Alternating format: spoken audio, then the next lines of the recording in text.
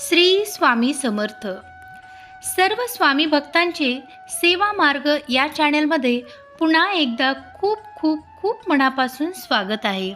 मित्रांनो, तुमच्या सर्व चांगल्या इच्छा आणि सर्व मनोकामना स्वामी कृपेने लवकरच पूर्ण होऊ दे आणि सर्वांचे कल्याण होऊ दे.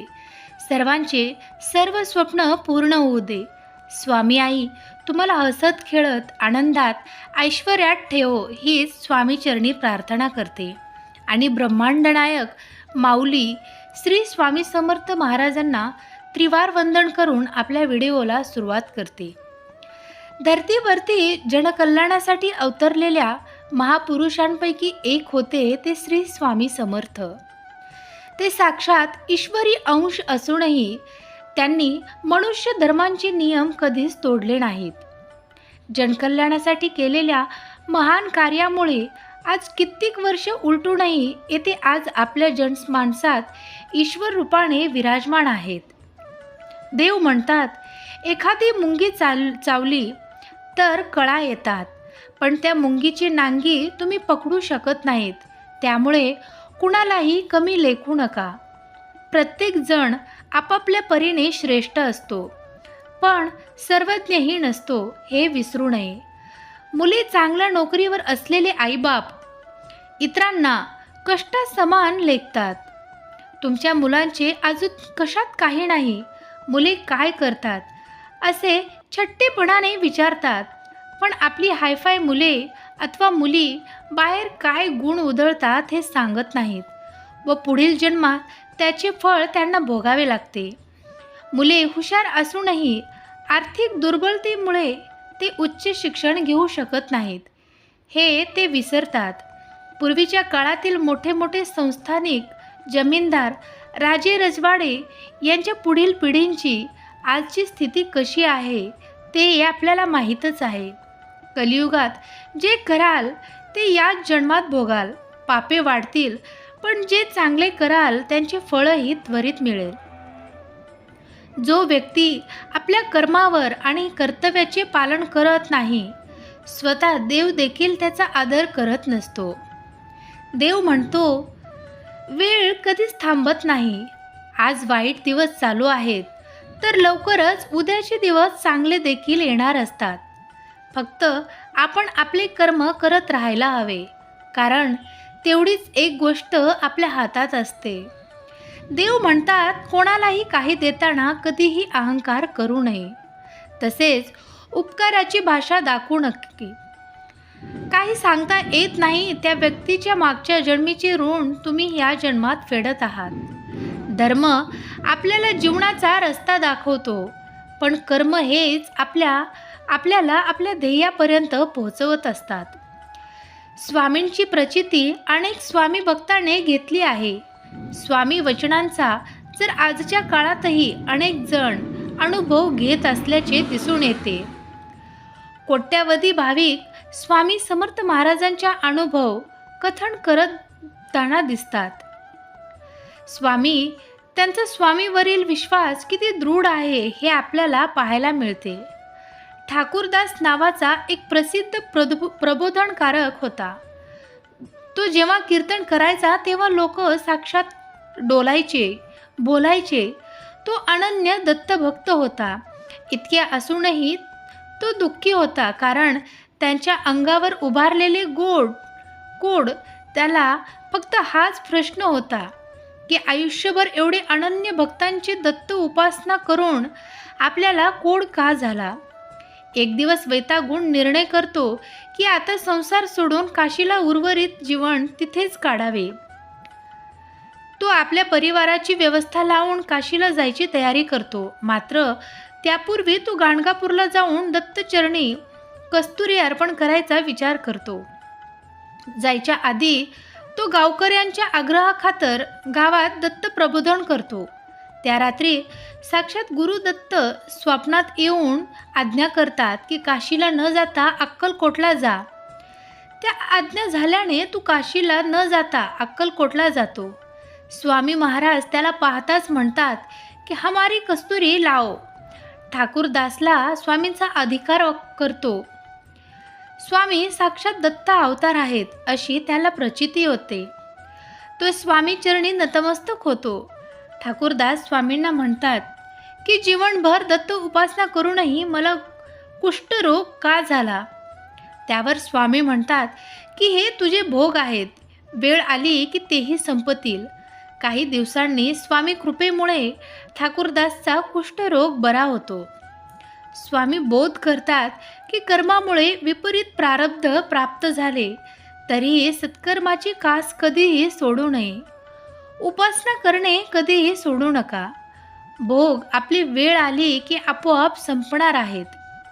ठाकूरदास पुन्हा एकदा स्वामीचरणी नतमस्तक होतात. याचा दावा करण्यासाठी आत्ताच आपल्या व्हिडिओला लाईक करा आणि चॅनलला अजूनही सबस्क्राईब केलं नसेल तर जरूर सबस्क्राईब करा. देव आज तुम्हाला म्हणत आहेत, मला माहीत आहे की तुम्ही थकलेले आहात आणि तणावग्रस्त आहात, पण तुमच्या पाठीशी आहे हे जाणून घ्या. मी नेहमी तुमच्या कोपऱ्यात असतो. मी त्या गोष्टींची आठवण करून देण्यासाठी की मी तुम्हाला आशीर्वाद पाठवणार आहे. मी तुझी माऊली, तुझी आई आहे. देव आज तुम्हाला म्हणत आहेत, हा आठवडा सुखाचा आहे. मी तुमचे आरोग्य, नातेवाईक आणि आर्थिक स्थिती पूर्वजन करणार आहे. तुमचे स्वप्न सत्यात उतरेल.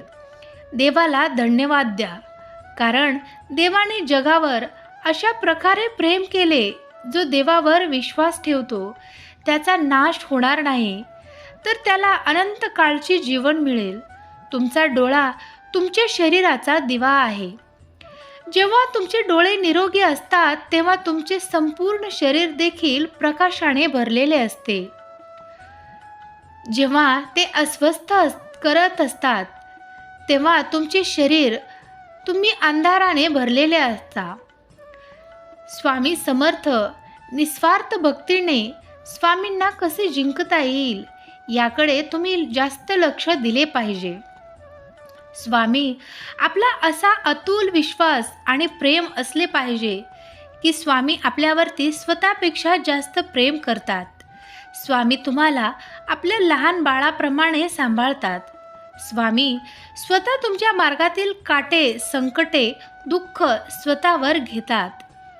स्वामींचा हा आशीर्वाद प्राप्त करण्यासाठी आत्ताच व्हिडिओला लाईक करा व चॅनलला सबस्क्राईब करा आणि कॉमेंट बॉक्समध्ये ब्रह्मांड नायक श्री स्वामी समर्थ महाराज की जय असा जयघोष करायला विसरू नका. स्वामी म्हणतात असे नाही याची कारण स्वामी समर्थ महाराज एका दृष्टांत देऊन सांगतात. एकदा समस्त शीर्षासमोर स्वामी समर्थ महाराज प्रवासात निघाले होते. प्रवासात असताना अवकाळी पाऊस सुरू झाला. स्वामींची सोबत असूनही सगळ्यांनी ठरवले होते. सर्वांनी एका झाडाचा आश्रय घेतला. सगळेजण पाऊस थांबवण्याची वाट पाहत होते, परंतु पावसाळा जोर वाढत चालला होता. असे चालत राहिले तर पूरग्रस्त परिस्थिती निर्माण होईल या भीतीने सगळे भक्त स्वामींना शरण गेले. तेव्हा स्वामी म्हणाले, अरे अशी वेळवण्या करण्यापेक्षा त्या पावसाला हात जोडून विनवणी करा, प्रार्थना करा. सर्वांनी मनापासून प्रार्थना केली तर तो तुमचं नक्की ऐकेल. यासाठी सर्वांनी एक मुखाने, एक दिलाने प्रार्थना करा. सर्वांना स्वामींनी म्हटलेले पटले आणि सर्व भक्तांनी प्रार्थना केली आणि काय आश्चर्य, पाऊस कमी होत होत पूर्ण थांबला. तात्पर्य हेच आहे, स्वामी सांगतात एखादी गोष्ट तळमळीने केली तर तिचे फळ निश्चित मिळते. प्रार्थना अशी करा की समोरच्या तुमच्या ऐकावेच लागेल. एवढी शक्ती तुमच्या शब्दामध्ये आणि भावनेमध्ये मागावे. जर केवळ आपल्या हिताचे नाही तर सर्व सृष्टीचा अर्थ, सर्व जीवसृष्टीचा विचार करावा. दुसऱ्यांची वाईट आणि माझे चांगले ही भावना असेल तर तुमची इच्छा कधीच पूर्ण होणार नाही. हे कायम लक्षात ठेव. स्वामी समर्थ सर्वांचे कल्याण करतात. त्यासाठी आपणही समस्तेचे, ममतेने, आपुलकीने सर्वांचा विचार करायला हवा. आयुष्यात आपल्याला त्याला सामोरे जावे लागते. जीवनात संघर्षाशिवाय कोणालाही पर्याय नाही. जर तुम्ही मनापासून संघर्ष केला तर तुम्हाला यश नक्कीच मिळते. आपण हार न मानता एखादी गोष्ट पूर्ण करण्यासाठी आपले प्राण पणाला लावले आणि ती गोष्ट आपण पूर्ण करतो. पण त्यासाठी लागते एक आत्मविश्वासाची, धैर्याची. हेच जीवन, हेच आयुष्य आपल्याला एकदाच मिळते. त्यामुळे ते असे जगा की तुमच्यासोबत असणारा प्रत्येक व्यक्तीसुद्धा आनंदी राहिला पाहिजे. या 2 गोष्टीमुळे जग तुम्हाला ओळखते. तुमच्याजवळ सर्व काही असताना तुम्ही दाखवलेला रुबाब आणि तुमच्याजवळ काहीच नसताना तुम्ही बाळगलेला संयम जगावे तर छत्रपती शिवाजी महाराजांचा शत्रू असो किंवा कोणीही असो, कितीही मोठा असो, त्याला बिनधास्त सामोरे जायचे आणि आपला विजय असेल असा करायचा. स्वतःला कधीच कमावले होऊ नये. कारण वादळामुळे मोठे मोठे वृक्ष म्हणून पडतात, पण त्याच वादळात गवत मात्र घट्ट टिकून राहतं. अपमानाचे उत्तर एवढे नम्रपणे द्या की अपमान करणाऱ्याला स्वतःची लाज वाटली पाहिजे. लोक जेव्हा तुमच्या विरोधात बोट दाखवत असतात तर घाबरू नका. फक्त एक गोष्ट लक्षात ठेवा, प्रत्येकात प्रत्येक आवाज करतात. एवढे लहानपणा की प्रत्येक सोबत हसू बसू शकेल आणि इतके मोठे बना की मला जेव्हा तुम्ही उभे राहाल तेव्हा कोणीही बसला नाही पाहिजे. ज्या दिवशी आपला जन्म झाला तोच दिवस, तीच वेळ आपल्यासाठी शुभ जन्माला येताना कधीही मुहूर्त पाहिला नाही आणि मरतानाही पाहणार नाही. तरीसुद्धा सारी जिंदगी मुहूर्त पाहण्यात जाते. आपल्यासाठी सगळेच दिवस, सगळीच वेळ शुभ आहे.